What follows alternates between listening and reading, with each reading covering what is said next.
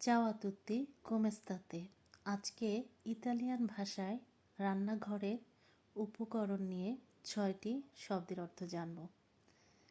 এই 6টি শব্দর অর্থ জানলে আমাদের কাজ করতে সুবিধা হবে, আর আমাদের প্রতিদিনই এই উপকরণগুলো রান্নাঘরে লাগে। আল্লোরা, কুরকুমা ইতালিয়ান শব্দ হচ্ছে কুরকুমা। এটার বাংলা অর্থ হচ্ছে হলুদ, হলুদের গুঁড়া।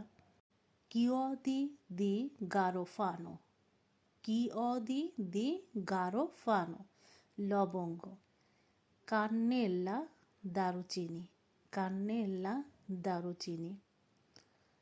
অবশ্যই শব্দগুলো লিখেও পড়বেন, আমি বোঝার সুবিধার্থে ইমাজিন দিয়ে দিয়েছি।